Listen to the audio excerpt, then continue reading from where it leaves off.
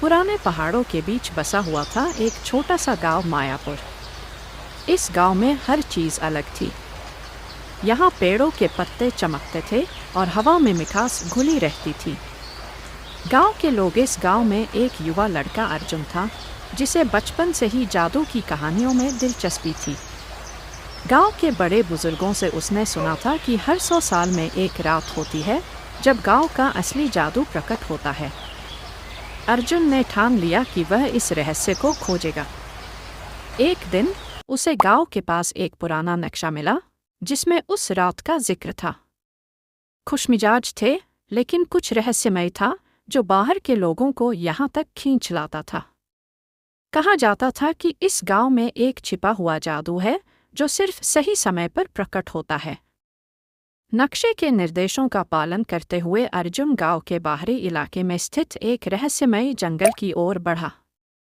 जैसे जैसे वह जंगल के अंदर जाता गया, पेड़ों की शाखाएं उसके रास्ते में झुकने लगीं और हवा में एक अजीब सा संगीत बजने लगा। अर्जुन को महसूस हुआ कि वह किसी अद्भुत स्थान की ओर बढ़ रहा है। जंगल के बीच में एक झील थी जो चांद की रोशनी में नीले और चांदी के रंग में चमक रही थी। अर्जुन ने देखा कि झील के पानी में कुछ चमक रहा है। उसने झील के पास जाकर देखा तो उसे पानी में एक पुरानी तलवार दिखाई दी। तलवार को उठाते ही आसमान में तारे और भी तेज चमकने लगे और झील का पानी धीरे धीरे घूमने लगा। अर्जुन जान चुका था कि वह जादू के केंद्र में खड़ा है। जैसे ही अर्जुन ने तलवार उठाई, आसमान से सुनहरी किरणें गांव की ओर फैलने लगीं। पूरा गांव एक चमकीली रोशनी से भर गया। गांव के सभी लोग अपने घरों से बाहर निकलकर यह दृश्य देख रहे थे।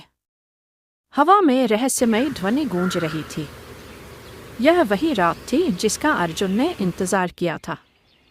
गांव का जादू प्रकट हो चुका था और अर्जुन अब उस रहस्य का हिस्सा बन चुका था। गांव का जादू धीरे धीरे समाप्त होने लगा और आसमान साफ हो गया। अर्जुन ने महसूस किया कि अब वह सिर्फ एक साधारण इंसान नहीं था। गांव में उसे अपना संरक्षक बना लिया था। अब हर 100 साल बाद अर्जुन उस जादुई रात की कहानियों को सुनाने